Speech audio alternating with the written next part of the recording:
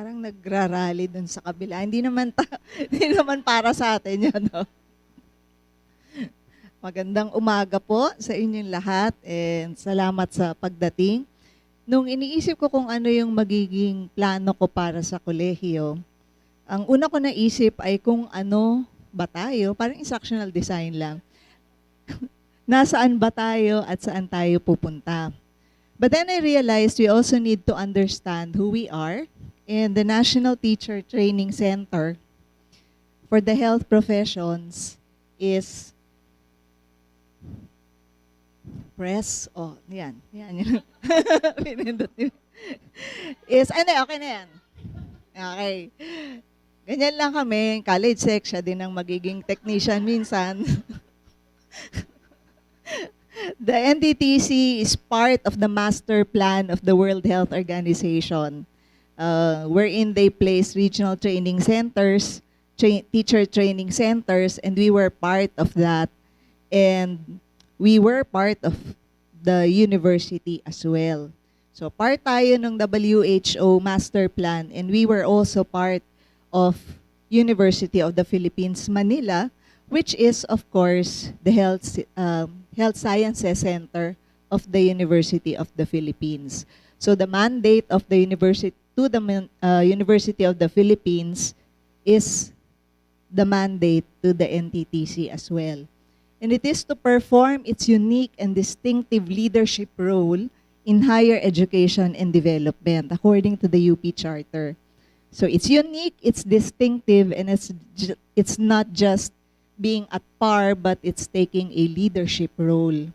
And in that sense, I thought, and according to dun sa manual of the graduate office, it means that we are a graduate university. That means we set the standards for academic excellence. UP actually boasts in academic excellence. Nasa t-shirt, nasa mug, nasa lahat ng bagay natin, academic excellence, which really means that we are reaching that level of excellence in the academe. Pero pala, if you read the mandate, it's not really reaching that level, but setting that level. Setting the standards for academic excellence, and being a research university, producing research, disseminating research, and translating it into policies as well. Being a leader in public service. For NTTC, of course, our public is not just the people in the streets or the poor or the communities, but the community of health professions, teachers, the institutions, non-government, government institutions, and they look to us, as Nem said, for scholarly advice, for technical assistance, not just locally but internationally as well, because we are looked at as a regional and global university. So parang it's a tall order, but that's where we are. The University of the Philippines, Manila follows that, and this time it's health science focused. It's transformative education. It's a research hub in various fields. And again, it's leading as a public service university. With that in mind, I thought of, well, my flagship program, and I would like to present that to you today. In a nutshell, it's really mabilis ba? Balikan na. It's really transformative health professions education. And that means we're not just here to inform, we're not just here even to form values, but really to transform the whole individual so that we can produce competent and empowered teachers. So empowered yung teachers natin so that they in turn will produce competent and compassionate health professionals. How do we do that? I thought of the steps to success. So yun yung pinag-iisipan ko kahapon. Sabi ko, paano kaya siya magagawa? Sabi ni Erling, bakit ka nandiyan sa classroom? Nag-iisip. Okay, so I thought of the steps. So the first is standard setting in academic excellence. So it's not just academic excellence, but standard setting for that. and translational and transdisciplinary research. Translational because we would like our research to really permeate our classes, the extension services that we have, and all our other engagements. It's transdisciplinary because I think NTTC is the best environment to do transdisciplinary research. Kada klase, kada engagement, we're dealing with different professions in health. And I don't think we have enough research of many health professionals working together and doing research together. Educational leadership, because we're not just there, again, to just be part of EDUC, but to lead it. Participatory governance, so we'll discuss a little about that later, and extension service that is responsive to the needs of our clientele. Okay, we have the basic course, Nem mentioned this, the diploma and the master's in health professions education. So the basic course prepares the students in specific areas like instructional design, lesson plan, test construction, clinical teaching. And then the diploma will prepare them for educational evaluation, for curriculum planning.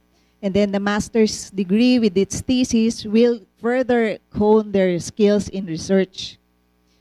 We hope that, and we will continue to work for the approval of our PhD in Health Sciences by research. And a lot of our alumni and our friends are actually looking forward to this already. So what do we do with the current programs that we have? Well, the curriculum, it's there. It has been there for 4 decades na ba? 40 plus years na tayo, no? We have probably given more than 100 workshops on outcome-based education. I think it's about time as well that we ourselves enrich our own curriculum. This curriculum, of course, we know is, to me, at par with the others that I have seen in health professions education, but with everything that we're learning now and the changing landscape in health professions education, we have, and it's about time that we do that so that we will ensure there's integration, that there's innovation, and that we reconfigure it according to the outcome-based education framework of the university. In terms of the individual courses we're doing, and this is mentioned again by Nem earlier, we do blended learning in Cebu, but I think we need to do blended learning in all our courses. Of course, we have the VLE and all of us are doing it, are using it, but to really make it blended so that there is time for self-directed learning for our students, not just because the students can do it, but I think because the students need it too. Because they have different needs, and they can, and we can develop in them self-directed learning skills. Pati tayo din, matututo ng ganon. We cannot be preaching about the best strategies if we ourselves do not know what best evidence strategies are and use it in our classes. So we can only use it in our classes if we promote best evidence teaching in all our classes. We study it, we use it, experiment on it so that each time that we do some workshop outside consultancies, we know the theory. Kung napapansin nyo po, nasa likod, paano nyo naman malilimutan ng teorya? Hanggang sa auditorium, nandito ang the evolution of learning. Tumingin kayong sa kanan, meron diyang developing educational leaders, promoting best educational practice, at saka enhancing teaching skills. So, we are promoting best evidence teaching. And in all of that, it's not just theory, but evidence as well. At kung ginagawa natin sa klase, then it's both theory, evidence, and our own experience that we can share with our students. Second is, with blended learning, with more free time for our students wherein they can learn on their own and we can learn as well on our own, then there will be protected time for faculty, students, and yes, Nina and Claire, reps, so that we can pursue research, we can publish our works. Eh ano naman ang ating i-research? Kasi ang hirap namang basta mag-research ka. Professor Sarol actually mentioned this 3 years ago. Betchay has also been harping on this time and again during our meetings. Wala palang pumapansin masyado, pero yes, it's time to set the agenda for educational research so that at least we'll be guided, not limited by it, but at least guided. And we need to collaborate with institutions and individuals in conducting research and in applying its findings. Sana ay umabot hanggang sa level ng policies ang ating mga natututunan sa research. And with that, we maintain educational leadership. Nem has mentioned this. We are going to pursue it, accreditation and international recognition. Collaborating with alumni and other partners to empower health professions teachers. Napakalaking tulong at napakalaking potential ng ating alumni and our other partners in pursuing what we also pursue in education. And last, collaborating, so hindi lang sa ating alumni, kundi pati sa ating mga kapitbahay, our neighbors not just in the ASEAN region. We have done it before, we can do it again, and we continue to do that in the Western Pacific region. Medyo malawak-lawak, no? Pero we do that so that we can promote faculty development, curricular enhancement, and quality assurance. So hindi lang tayo titigil sa UP system, kundi buong Pilipinas in terms of our connections and our network with professional societies, even with regulatory bodies in the Western Pacific region. How do we do governance? Ang sabi doon sa UP manual ay participatory governance, democratic governance. We have built-in mechanisms to ensure operational efficiency, quality, and accountability. It's true that we're just a handful of staff members, a handful of mas maliit pa ring faculty, pero we can do a lot as long as we're efficient and we are committed. And each one is accountable for what he's supposed to do. To do that, we need to monitor for quality assurance and financial sustainability daw. Of course, the university is really supporting us, pero hindi rin naman siya enough. But our extension services, and I think even our research outputs or products can be used for this, for financial sustainability. Physical resources, na aamoy-amoy na natin na medyo paakyat na yung construction at lalapit-lapit na kasi mas hinihika na ako parang tumataas na yung semento. So we hope that that would happen soon. We also would like to make full use of information technology, and we have equipment for our use as well. Active recruitment of qualified personnel. For instance, for the PhD, medyo mataas-taas yung requirement. Hindi lang pwedeng basta master's degree. Of course, it's a PhD holder. You have to have publication as a requirement before you can be recruited. Competency enhancement, so pag nakapasok na tayo, we cannot stay where we are. Yung alam ko when I finished the master's degree is so much lacking compared to what I would be needing now when I'm teaching. When I was a student, my aim was after every course, I should be a master of that course. So I tell my students now, after you go through test construction, before, sabihin ko, dapat kaya niyong magbigay ng feedback for the exams that are given to you. Ngayon, ang challenge ko sa kanya, pagkatapos ng test construction or any other course, you should be able to do and to run a workshop on test construction.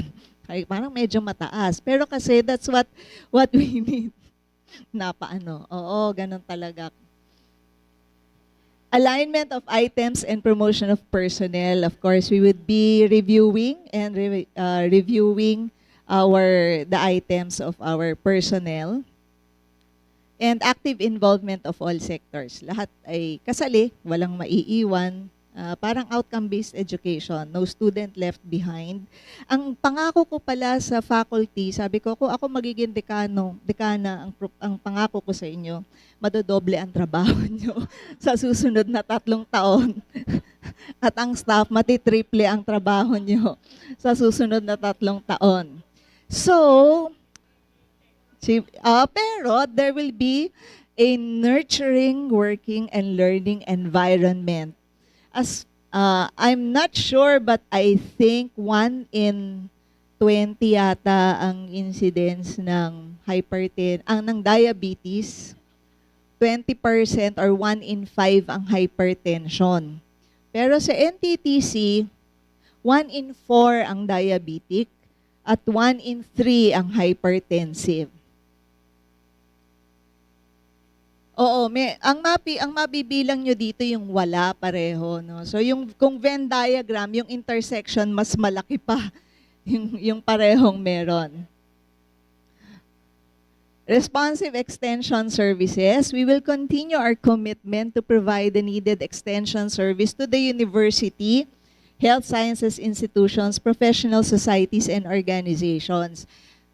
We do have a lot of fun whenever we do workshops for the university. Parang ang saya-saya yung mga, kaya kahit yung GE, Betchay na, meron tayong ganito. So as much as possible, we really take time out for that, as well as the orientation and probably other workshops and faculty development programs for the university. Pero lalampas na to dito, of course, we will continue to do that for our partners, for other professional societies. And active involvement of NTTC in relevant issues on health professions education. Actually, even if we're not actively pursuing it, we get to be asked several issues. Lalo na kung may mga controversies and all, we always do that. So consultations, public fora, and other means are good ways to disseminate information. Putting it all together, I thought of a ladder as dapat daw kasi meron kang isang picture to capture everything. Sabi ko ladder, anong klaseng ladder? Ladder kasi we are a ladder type curriculum starting with the BCHPED, the Diploma in Health Professions Education, the Master in Health Professions Education, and we would like to claim the PhD in Health Sciences by research. Of course, these are the academic programs that we have and we will have soon. We also have our extension service. Extension siya. Nandun siya, nilagay ko sa dulo kasi hindi siya part of the academic program, but it goes beyond students and individual students, but it involves institutions and programs and the like. What puts them together is academic excellence, the excellence of our teachers in teaching, pursuing the best, trying out the best, and translational research. Kasi kung walang research, hindi rin tayo umaabante. And it goes beyond just doing it in the classroom, but in all our extension services, pati publication, pati dissemination of information. Hindi rin tatayo ang hagdan kung walang good governance and you have committed personnel as well as efficient operations na nagsisimula from recruitment, capacity enhancement of personnel, and quality assurance system that's built in already. At hindi rin naman gugulong kung walang gulong ng financial sustainability na kailangan natin both from from UP, also sana from our own research outputs, extension services, and our own efforts. So how do we become a leader as a college? We continue to become an educational leader by taking the steps that I have mentioned earlier up the ladder. Maraming salamat po.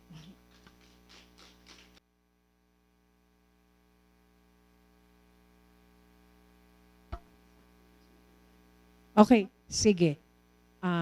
Patatayin pa ba natin si ma'am? Diyan na. Sabi ko wala naman tanong, madami pala. Sabi ko, maaga tayo matatapos. Ay, ang dami pala. Oo nga. Sige, ito muna. Ito muna. Congratulations to outgoing Dean Nem. And best wishes to incoming Dean Melf. Kasal. Okay. So ito po. Ma'am Melf, how will you incorporate transformative education in the present curriculum of MHPED? Lalim. As I've said, we need to look at the curriculum as a whole again and really align it with what we want to do. Kung yung transformative I guess para siyang outcome-based education. You just have to know what you want. And what we want is that every graduate that we will have will be that kind of an educator. So sa bawat kurso, sa bawat engagement din ng students from the first HP 201 hanggang sa master's thesis nila ay merong transformative education. Meaning, meron silang nare-realize that is life-changing at learning na from the concrete to the abstract na ma-apply nila sa kanilang buhay, sa kanilang pagiging teacher. In essence, yun yung transformative education.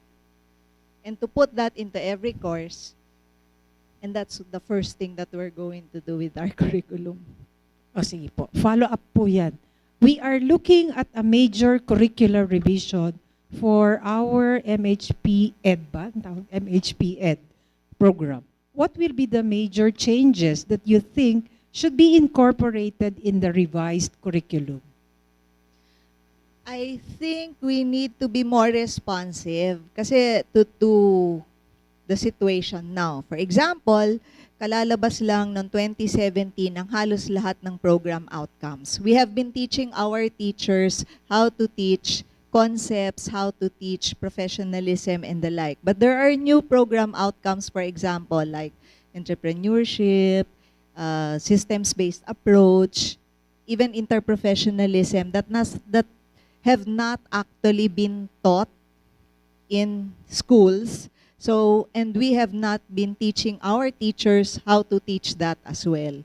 So, yung introducing how to teach that to teachers so that they can teach it to their students would be what I see is one major change in the curriculum. Okay. Thank you, ma'am. Ito po ay, paki-correct po kung mali yung pagkakabasa ko, no? What is your plan for the NTTCHP? Uble ba to? UPVLE po to? Okay, VLE. Yeah. VLE. Yung Pilele.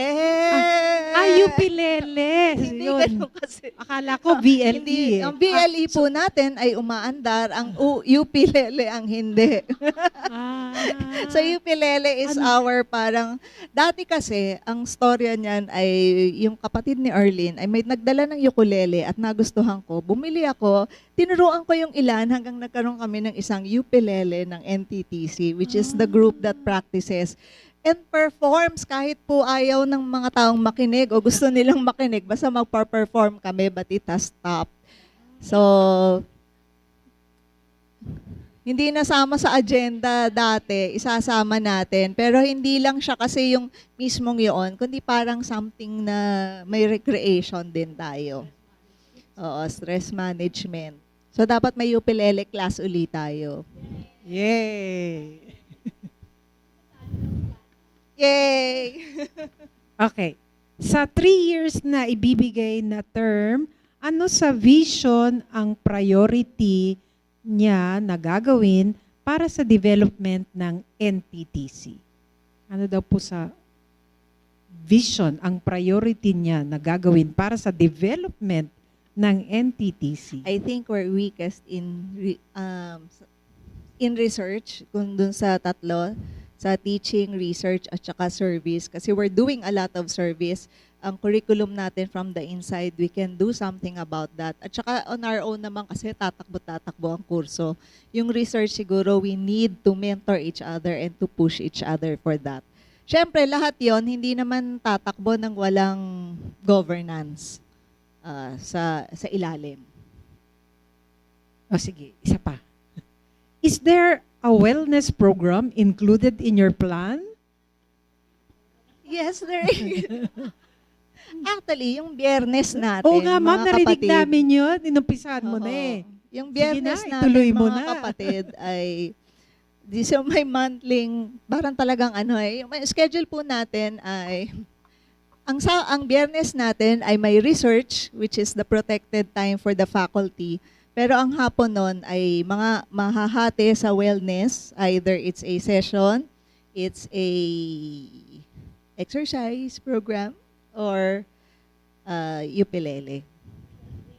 Ano talaga yun? Naiisip ko na siya, hindi ko pa lang siya nasasabi. And attendance is a requirement. Ito pong dalawang tanong na to ay medyo related, ma'am, kaya babasahin ko pareho. No?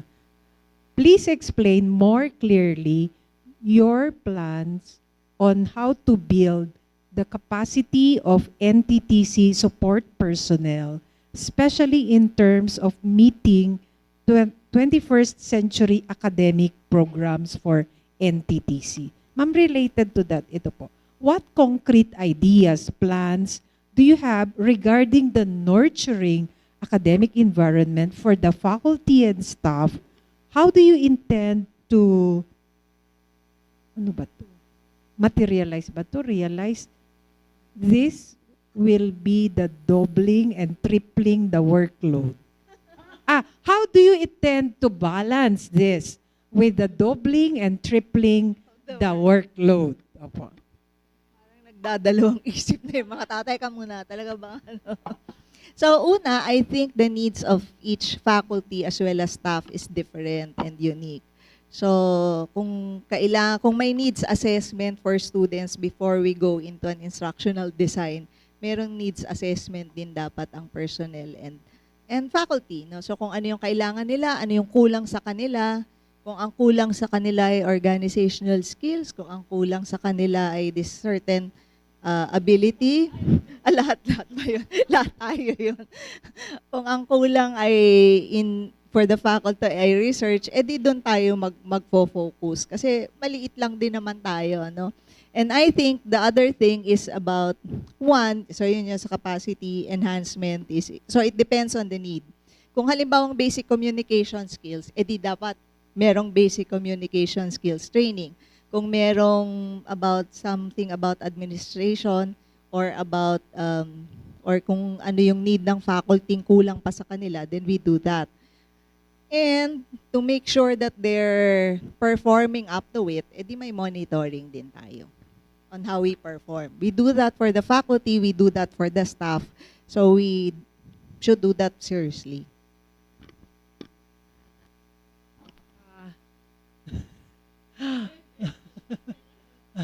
Meron pong mahabang unsolicited advice mula kay Doc Sarol. One of the biggest hindrances to research development in HP Ed is the lack of available funding sources. Two things are needed. Ma'am, dumilim na.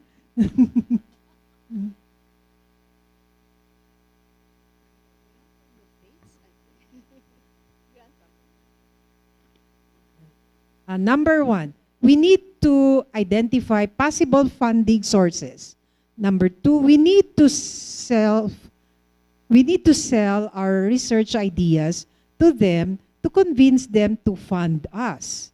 Number two requires that we have to present them with strong research proposals that are high in significance and solid in methodology. Somehow, we have made some progress in getting within the radar of PCHRD, but we need to constantly remind them about NTTCHP's presence and value to the country's health system. We hope we can convince PCHRD and HPED should be included in their research agenda.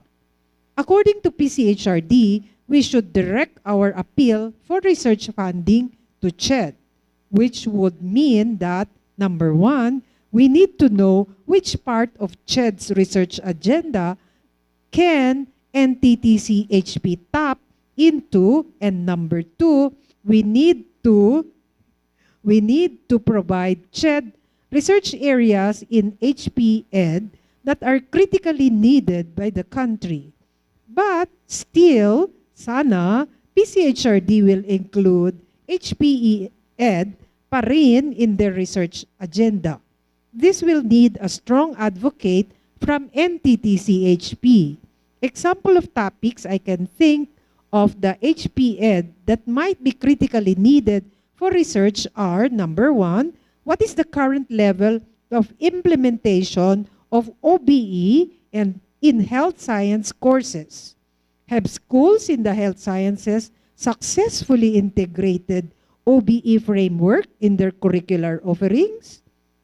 This research will need indicators of OBE implementations as stipulated by CHED. Number two, what are the factors that enhance successful implementation of OBE?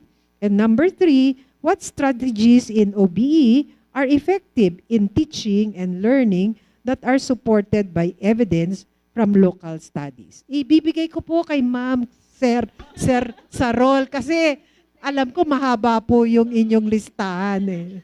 Pag research as hindi naman agenda siya talaga. question. Pero actually, we have been thinking, we have been giving workshops since 2014 on outcome-based education. Kasi 2014 yung unang outcome-based assessment namin sa Cherry Blossoms. And we have asked ourselves, ano na kaya nangyayari dun sa mga institutions? So we have considered that already as a study, yung looking at how the institutions are in implementing OBE. Parang baka naman 30 schools dito, 30 schools doon, 3 times na ginagawa yon. So talagang every year, so we'll see how it's done. Okay, ma'am. Huwag na po kayong lumayo. Sa AS po, ma'am, lahat ng syllabus po namin, naka-comply na. Pero tanungin nyo kung paano kami magturo. Dati pa rin. Meron nangingilan-ilan na nag-a-attempt, pero ito pa. Hindi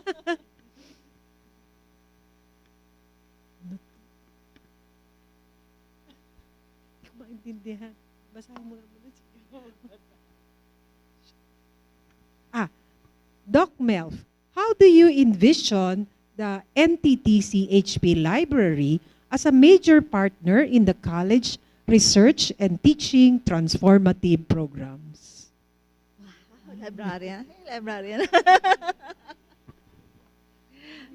Actually, halimbawa na lang, lahat ng mga, or almost all of the things that of all my engagements, I look at the library, I ask the help of our librarian. So, and Mayat knows that. So talagang napakahalaga niya. The problem is, and it's sad to hear that a lot of the journals that we used to have are now, we're no longer, ang tawag doon? Yeah, are no longer available, and this has not been renewed. So napakahalaga kasi ng library. Just as an example, sa ASEAN University Network, ang tanong sa amin, pagka ba pangit ang Wi-Fi, pangit ang library, isa-certify nyo ba? So many of the participants said yes, kasi madami naman tungkol sa program, sa academe, sa research, kung okay naman. But our trainer said no. In this day and age of ICT, and you have to have information available, hindi pwedeng hindi kasama ang library at saka ang information tech kasama sa pagtuturo. Salamat po, ma'am. Okay. You are a model of meta-commission. Tama ba yun? Sabi ko, ano yung meta-commission? Anyway, what would be your strengths and areas you still need to work on in the admin side of deanship? What will be my strength? And areas that you still and my need weaknesses to work on in the admin side of deanship? I love NTTC and that's why I'm running. Wala nang ibang dahilan. And I will work hard for the progress of this college. And I think that will be my strength. Metikulosa naman ako. Sabi nila mahiyain daw ako. Ayaw maniwala ni Dots at saka ni Betchay. Pero at the same time, but on the other hand, I think what I will need to do is, what I need to work on is, nung linggo kasi, sabi, ang haba ng storya. Nung linggo kasi, nung umpisal ako, kasi sabi ko, sobra na ako nagagalit. Pero ang sabi sa akin nung pare, sabi, sometimes what you need to do is change your strategy. Because even if you're angry or even if you want things done that way and you know it's the right way, sometimes it's not the way to be effective. Uy, ang galing. Natuto ako dyan. Nandyan yata ako sa same situation na yan. Thank you. Wala na po akong babasahin. Meron pa po ba dyan karagdagan pang mga papel na gustong maparating? Ay, wala na po. Kaya maraming salamat po sa inyong lahat. Maraming salamat. Alam naman po natin, The Incoming Dean na ang title na po niya. Salamat po.